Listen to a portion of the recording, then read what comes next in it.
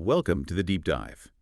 Ever wondered how the price tag for fixing your AC or furnace gets decided? It can seem a bit mysterious sometimes, can't it? Exactly. So today we're plunging into the world of HVAC pricing, specifically flat rate pricing. Right. And you, our listener, gave us some really great starting points. We did. We've got an article from Jacobs Heating Air Conditioning that explains flat rate pretty well. Mm-hmm. Then there's this really fascinating Reddit thread where HVAC techs just spill the beans on flat rate pay. Oh. Very candid stuff. Oh, yeah, that one's interesting. And we also have some info from the new flat rate they make pricing software and Hartzell's Heat and Air, looking at their pricing philosophies. So our mission today, let's really try to unpack this whole flat rate model. It's used a lot, but it seems kind of controversial sometimes. Yeah, we want to get a handle on what it actually is, how it affects you when you call for service, and importantly, what it means for the technicians doing the work. Hopefully by the end you'll feel, more clued in and confident next time you need HVAC help. That's the goal. Okay, let's start unpacking. For anyone who's maybe heard the term but isn't sure, Yeah. what exactly is flat rate pricing in the HVAC world? Well, in simple terms, flat rate pricing means you get a fixed set price for a specific service, like fixing a certain part. Okay. And the key thing is that price doesn't change no matter how long the job actually takes to finish. So fixed price, fixed job. Pretty much. Jacobs Heating and Air Conditioning used a good example. Replacing an AC capacitor. Right. Let's say they quote you a flat rate. Right. Now, whether their super experienced tech does it in 15 minutes, or maybe a newer tech takes a full hour to be extra careful, you pay that same quoted price. Ah, okay. So it's not based on the clock ticking. Exactly. It's different from the old time and materials way, T&M they call it. Right, T&M. Yeah, and that stands for time and materials, yeah. Yeah. With T&M, you're billed for the actual hours the tech works, plus the cost of whatever parts they use. Which sounds like it could vary a lot more. It definitely can. So thinking about flat rate, but from your side, as the customer, How does it usually work out? Okay, yeah. How does it look for me when the tech shows up? Well, the idea is to make the billing really straightforward for you. Jacobs points this out first. The tech figures out the problem, the diagnosis. Then they give you a fixed quote, that flat rate price, to do the repair. Got it. And that quote is supposed to cover everything the labor, the parts needed, even a slice of the company's general running costs, their overhead. So it's all bundled in. Supposedly, yeah. The big advantage for you is supposed to be transparency and predictability. You know the cost before they start the work. Which, makes budgeting for surprise repairs way easier. I hate that feeling of the meter running when you've got no idea how long something complex will take. Absolutely. Nobody likes that uncertainty. And Jacobs also mentions this pricing is usually consistent, whether you're just a homeowner or maybe a property manager with lots of units. Okay. It simplifies the decision. You see the clear cost. You can weigh your options, repair this, replace that, and decide. Right. Less guesswork involved.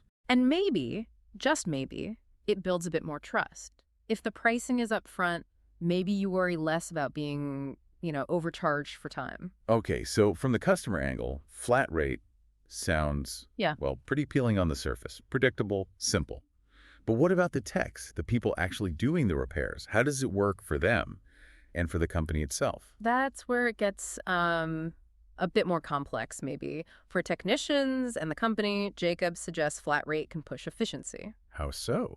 Well, if you're an experienced tech, really quick at common jobs, a flat rate system might work out well for you personally. Because you finish faster but get paid the same fixed amount for the job. Potentially, yes. But interestingly, Jacobs also flips that and says it lets less experienced techs take their time, do it right, without the customer paying extra hourly charges. Okay, two sides to that coin. Definitely. And then there's the Reddit thread. Some technicians there talking about flat rate pay, how they get paid, said there's potential to earn more, especially if they're efficient. Okay, hold on. That's a crucial difference, isn't it? Flat rate pricing for the customer versus flat rate pay for the technician, they aren't always the same thing. Exactly. That's a really important distinction. The price you pay might be flat rate, but the tech could be paid hourly or commission or flat rate per job. Gotcha. And that company, the new flat rate, the software guys, they really lean into this idea of menu pricing. Menu pricing? Yeah, basically showing you, the customer, a few different fixed price options for a repair. Maybe like good, better, best tiers of service. Okay. Like when you go to the car wash. Kind of, yeah. They argue this streamlines the whole sales thing for the company, maybe boosts profits. And they say it takes the pressure off the tech to be a salesperson. They can just focus on the repair. Interesting. So the menu does the selling. Yeah. It almost sounds like using a bit of psychology, maybe that decoy effect, where the middle option looks most appealing. Could be part of the strategy, yeah. Presenting clear choices can guide decisions. Okay, so let's circle back to that basic comparison. Flat rate versus the traditional T&M, time and materials. Jacobs really drew a line in the sand there. They did. With T&M, like we said, the final bill is directly linked to the actual hours worked and the parts used. Which introduces that element of unpredictability for the customer. Right. Unexpected problems, delays getting parts, stuff happens, and under T&M, that can increase the bill. Yeah, happened to me with a plumbing issue once. Nightmare. Exactly. Flat rate aims to just remove those variables for you, the customer. Give you that upfront certainty. You know the number before the wrench even turns. Makes total sense why customers would like that. Oh. Okay, so when a company sets these flat rates, what goes into that price? It's not just plucked out of thin air, right? No, definitely not. According to Jacobs, there are a few main ingredients. Labor costs, obviously. Right. And even though your top techs might earn more per hour, those costs tend to get averaged out across all the different flat rate prices. Okay, so it's blended. Yeah. Then parts and materials. The flat rate usually includes the cost of common parts for that specific job. And finally, overhead. This is a big one. Running the business costs money. The vans, the expensive diagnostic tools, insurance. Office staff, scheduling, rent. All of it. Those costs have to be covered, so they're factored into every flat rate price. So it's a pretty involved calculation to cover everything and, stay in business. Exactly. And Jacobs had those simple examples. The AC capacitor, again, if it takes the tech longer than expected, maybe over an hour. You still pay the flat rate you were quoted. Right. And the flip side, super skilled tech fixes your furnace issue in 20 minutes. You still pay the flat rate. Yep. The price is for the job, not the time. Okay, that definitely clarifies the customer side. Yeah. But that Reddit thread, wow. It really brought out some, let's say, critical views on how flat rate pay hits the technicians. Lots of concerns there. That's absolutely crucial for understanding the whole picture, yeah. Several techs on Reddit had, pretty strong feelings. Huh. A big one was pressure. Pressure to rush jobs, maybe cut corners. If you're paid per job, the faster you finish, the more jobs you can do, the more you earn. Ah, okay. So the incentive shifts towards speed, potentially away from thoroughness. That's the worry some expressed. It makes you think about that potential conflict between efficiency and quality. Yeah, I can see that. If my pay depends on churning through jobs. Right. And some also mention this can create a stressful work environment. Maybe the company pushes too hard, overbooks a schedule because they assume faster job times. Another point was inconsistent pay.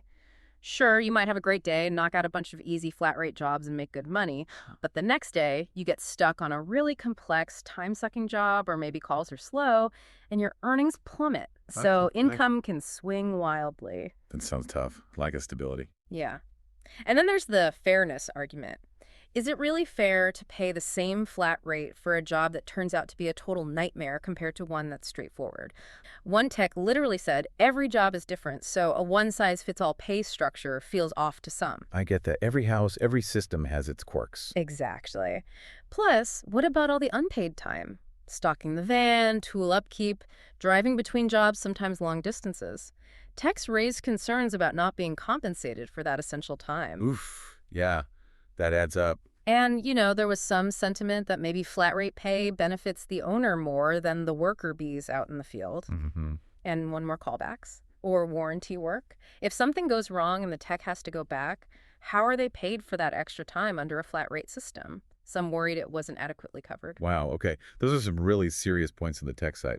It sounds like how the flat rate pay is set up and managed makes a huge difference to their work life. Absolutely. The implementation is key. Now, switching back to us, the customers. Jacobs Heating and Air Conditioning also tried to clear up some common myths or worries we might have about flat rate pricing. Yeah, they tackled a few things head on. One is the idea that flat rate is just automatically more expensive than T&M. Is it? Well, Jacobs argues that the predictability might be worth it, and it avoids those surprise cost overruns you can get with T&M. So not necessarily more expensive overall, especially if a T&M job gets complicated. Okay, what else? The idea that flat rate encourages rushed, sloppy work, Jacobs pushes back, saying, look, reputation matters. Companies still need good reviews and happy customers, so quality work is still the goal, regardless of the pricing model. That makes sense. Bad work gets around fast these days. It does. And lastly, they mentioned that flat rate doesn't mean zero flexibility. Good companies can still handle unique situations or offer different solutions if needed. It's not totally rigid. So it sounds like flat rate pricing itself isn't inherently bad, maybe. It's more about how it's perceived and, crucially, how a company actually puts it into practice. I think that's a fair assessment. And the Reddit thread hinted at some other ways companies handle things too. Like what? Any alternatives? Well, we already mentioned that menu pricing idea, giving customers options. Right, the good, better, best. Yeah. And someone suggested an interesting hybrid. Charge the customer a flat rate, but pay the technician an hourly salary. Ooh, okay.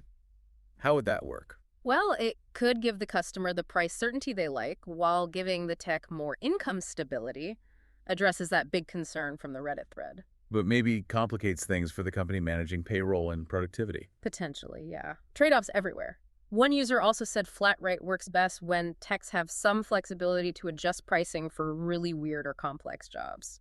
So, not totally locked in. Trusting the experienced tech's judgment. Exactly. And the importance of good management came up repeatedly. A fair flat rate system, whether for pricing or pay, seems to depend heavily on how well the company manages it. Right. Avoids exploiting the techs. Mm-hmm. And Hartzell's Heat and Air, another source, talked about bundling services, maybe a tune-up with a small repair for potential customer savings. That's a nice customer-friendly approach. And they also really stress transparency, clearly explaining any dispatch fees, diagnostic fees, when they get waived, what's actually in the cost of a part. Just being upfront about everything. Yeah. Which builds trust no matter what pricing model you use. Okay, so wrapping up this deep dive, it feels like flat rate pricing definitely offers you, the customer, some real pluses. That predictability, the transparency on cost, it's appealing. It is. But the picture for the technicians, especially under flat rate pay, is much more varied. It raises real questions about workload, fair pay, and that potential pressure between speed and quality. Yeah, it's not black and white. Not at all. It's vital for you, the customer, to remember that while flat rate sounds simple, how it actually plays out involves the company, the tech, and you. And everyone might see it a bit differently. This has been super insightful, really getting into the weeds of flat rate from all sides. Definitely sheds light on the different dynamics. So here's the takeaway thought for you, the listener.